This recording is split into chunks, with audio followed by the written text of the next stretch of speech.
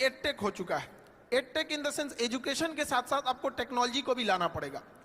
अब शुरुआत में हम लोग भी इसको एडॉप्ट नहीं कर पाए थे। 2019 के टाइम पे जब हमें कहा गया कि अब थोड़ा सा ऑनलाइन बताया जाए, तो चूंकि हमारे पास पटना में हम एक सेंट्रिक थे, वहाँ पे सबसे बड़ा क्लासरूम था, तो हमें लगता था कि लड़कों को हम यही पढ़ा रहे हैं। लेकिन उस समय जिन लड़कों को जगह नहीं मिलती थी तो कुछ खड़े रहते थे, जिन्हें नहीं मिल पाती थी वो घर लौटते थे।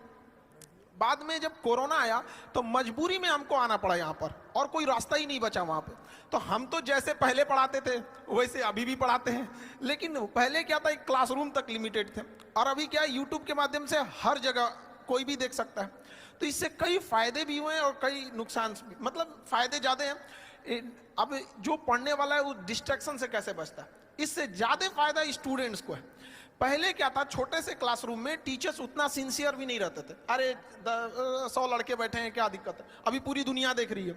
और यही नहीं, जिंदगी भर वही रहेगा यहाँ पे, अगर कुछ भी अगर गड़बड़ निकला तो फिर तो पूरी व्यवस्था कर देगा। तो पहले के तुलना में पढ़ाई अब टीचर्स के लिए भी और मेहनत है, क्योंकि पहले तैयार करके आना है, पहले बोर्ड में ऐसे बना देते थे, अभी क्या है, स्क्रीन लगी रहती है, तो उस स्क्रीन पर क्या पीपीटी चलेगा, किस तरह के इमेजेज रहेंगे, वो पहले से लोड करने रहते हैं। तो ये लड़कों के लिए तो और बेनिफिशियल है। और यूट्यूब की एक खराबी है एजुकेशन के खास तौर पे, यहाँ की सर्वाइवल ऑफ द बेस्ट होगा यहाँ पे, क्योंकि यहाँ ऑप्शन सबके पास है, कोई भी देख सकता है, कंपेयर कर सकता है किसी और से। तो जब तक हम यूनिक नहीं देंगे, सबसे बेस्ट नहीं देंगे, तब तक वो चीजें लड़कों को अच्छी नहीं लगेगी। और हमारी भी कोशिश यही रहती है कि कोई भी टॉपिक पे अगर कोई क्लास हमारा देख रहा है, जैसे लेट सपोज अभी यूक्रेन और ये रसिया चल रहा है यहाँ पे, तो हमारी कोशिश ये रहती है कि उस क्लास को देखने के बाद उसके पास कोई डाउट ना रहे। इट मीन्स कि उस एक बार लेक्चर देख लिया तो उसका पूरा का पूरा सिस्टम पूरी समझ में आ जाना चाहिए।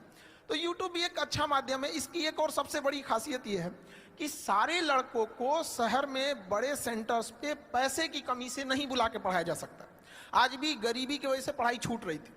तो ऑनलाइन में ये हुआ कि एक बार सेटअप कॉस्ट है, उस पर कितने लड़के पढ़ेंगे ये कोई लिमिट नहीं है। तो इससे क्या हुआ ना कि हम क्वालिटी एजुकेशन एकदम सस्ते में पहुंचा सकते हैं। हम 6 महीने का कोर्स 200 रुपए में पूरे गांव-गांव तक पहुंचा सकते हैं।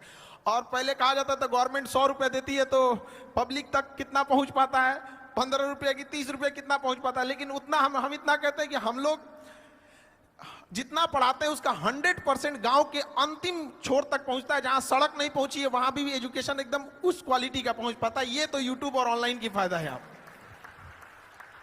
क्या बात है। ये तो वैसे मेरे सवाल थे, लेकिन वो क्या है, कोई ऐसा मैसेज जो कि आप देना चाहते हैं यहाँ पर आज इस मंच पर लोगों को बताना चाहते हैं, प्लीज बताइए। देखिए, एजुकेशन के सेक्टर में एजुकेशन स्किल, आज के टाइम पे स्किल बहुत ज्यादा जरूरी है। लेकिन हमारा एजुकेशन सिस्टम किस बात पे है, इंफॉर्मेशन लेते रहो, क्या पढ़ रहे हैं। भारत की राजधानी कलकत्ता से उठा के अंग्रेजों ने लेके गए दिल्ली, वो सबको याद है। 1911 में घोषणा किया, 1912 में लेके चला गया। ये नहीं पढ़ा रहा है कि क्यों ले गया। एक राजधानी बनाने के लिए क्या जरूरत होती है, क्या क्लाइमेट होना चाहिए, क्या कनेक्टिविटी होनी चाहिए। तो एक सिस्टम में जो चेंजिंग लाने की जरूरत थी, अब उसको और जरूरत है। तो ऑनलाइन के माध्यम से ये चीजें थोड़ी सी आसान हो जाती है। दूसरा, हमारे यहाँ एजुकेशन पे ज्यादा फोकस किया गया, जबकि आज का जो 5G का जमाना आ गया है, इसमें स्किल्ड की डिमांड है। तो अभी एजुकेशन में 50% इंपॉर्टेंस हमें एजुकेशन और उतना ही इंपॉर्टेंस स्किल पर भी देना चाहिए, ताकि वो अपने पैरों पे जितना जल्दी खड़ा हो सके।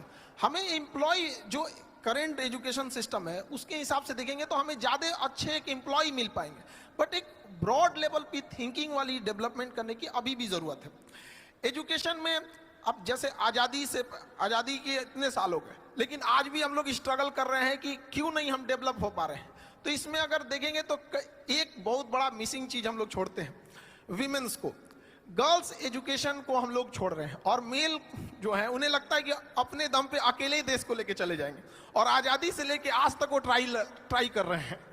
जिस दिन ये हमारे देश की विमेंस और मेंस एक साथ आ गए ना, उस दिन देश को आगे बढ़ने से कोई नहीं रोक सकता है। और जब तक हम उन्हें छोड़ेंगे, हम तो आज तक भी मेहनत कर रहे हैं। तो अच्छा, गांव के शहरी क्षेत्र में ये चीज है कि लोग महिलाओं को पढ़ने के लिए भेज देते हैं, लेकिन गांव में अभी भी ये चीजें हैं, वो नहीं भेजना चाहते हैं। हमारे यहाँ शुरुआत में जब गर्ल्स पढ़ने आती थी तो उनके गार्जियन आते थे और ये रिक्वेस्ट करते थे कि सर, मतलब घर से बाहर है, कोई दिक्कत तो नहीं होना चाहिए। आज लड़कियों की संख्या क्लास में हम लोग देखते हैं इतनी ट्रेमेंडसली ग्रो की है कि गार्जियन लोगों को भी, कई बार हम लोग के पास गार्जियन आते हैं, उन लोग हमसे कहते हैं कि सर यहाँ पे लड़कियां पढ़ रही हैं, कोई दिक्कत तो नहीं होने वाला है। हम लोग उनके लिए पूरी प्रॉपर व्यवस्था रखते हैं और कहते भी हैं लड़कियों से कि जो माँ बाप अगर आपको पढ़ने भेजे हैं तो समाज से लड़ के भेजे हैं, आपकी जिम्मेदारी ज्यादा बनती है। और अगर आप खाली हाथ गाँव लौटिएगा तो आप उन 100 लड़कियों का रास्ता रोक दीजिएगा जिनके माँ बाप पढ़ने के लिए भेजना चाहते थे। इसलिए ज्यादा जिम्मेदारी से पढ़िएगा। और लड़कियों के अंदर ये होता है, वो जॉब के बाद भी वो काफी ईमानदारी से अपने वर्क को करती हैं। हम जो एक छोटे से पटना से हम स्टार्ट किए थे, धीरे धीरे जब ग्लोबली हो गया तो हमें अब इंडिया के बाहर भी अपने सेंटर्स डालना है बहुत जल्दी इस चीज को, क्योंकि मेरा सपना है विश्व गुरु भारत को एक जगह जहां ले जाना था। तो कारपोरेट ऑफिस जब हम लोग ने दिल्ली में डाला तो वहाँ 200-250 एम्प्लॉय जब आए तो वहाँ हमको एक चीज फील करने को रहा था कि जहां 10 लड़के बैठ जा रहे थे वहां कुछ अपनी गपशप भी करने लग रहे थे, कभी डिसिप्लिन की इशू आ रही थी, कभी कोई कैसे आ जा रहा था। तो हम लोग सोचे कि इसको परेशान हो गए थे समझाते समझाते। आप बिलीव नहीं कीजिए, बिना मेहनत वो सॉल्व हो गया एक दिन के अंदर।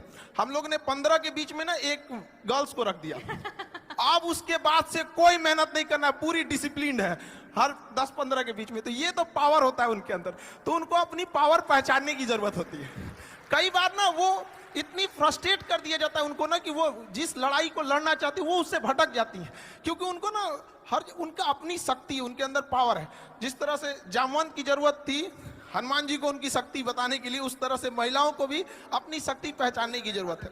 और जिस दिन क्लास में, हम तो यही कहते हैं, जिस दिन किसी शिक्षण संस्थान में, एजुकेशन वाले में जितने लड़के हैं उतनी लड़कियां हो जाएंगी तो फिर ज्यादा दिक्कत नहीं आने वाले कुछ समय में देश अपने से बदला हुआ नजर आने लगेगा।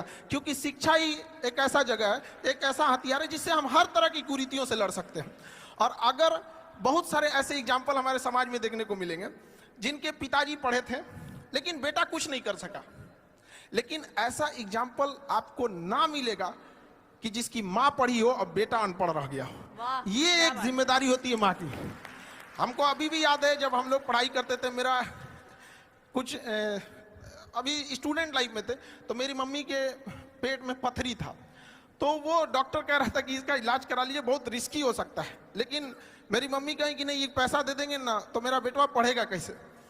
उस पथरी के पत्थर लेके मेरी मम्मी ने मेरा फीस भरा था। और हमको आज भी याद है कि हमको ना जब एग्जाम में हम लिख रहे थे तो मेरा ना वो हाथ कांप रहा था कि हमको किसी भी तरह से सक्सेस होना है, वरना हम अपनी माँ के लिए जिम्मेदार हम ही होंगे। तो मेरी मम्मी पढ़ी नहीं, लेकिन हम इतना तो कहते हैं कि अगर माँ पढ़ी नहीं हमको यहाँ पहुँचा दी, अगर पढ़ी रहती तो कहाँ पहुँचा देती। ये एक पावर होता है वीमेंस का। ब्यूटीफुल। तो हम सबसे हाथ जोड़ के विनती करेंगे कि 2 रोटी कम खाइए लेकिन बच्चों को पढ़ाइए। और प्लीज अपनी बेटियों को रास्ता मत रोकिए, वो इस देश को बदल सकती हैं। 1947 से पुरुष लोग मेहनत कर रहे हैं और उनको पता नहीं कब तक करना पड़ जाएगा, इसलिए आप लोग का साथ देना बहुत जरूरी है। और लड़कियों को भी कहते हैं कि अगर माँ बाप आपको पढ़ने के लिए बाहर भेज रहा है तो बड़ा समाज से लड़ के भेज रहा है, तो उस समाज का भी ख्याल रखना है कि जब बारिश होती है तो हम छाता लगाते हैं, बारिश तो अपने वक्त पर रुक ही जाएगी।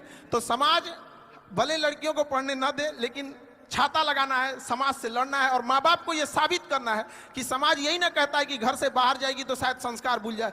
माँ बाप को यह विश्वास दिला के रखना है। लड़कियों से भी कहेंगे कि बाहर निकलने के बाद सब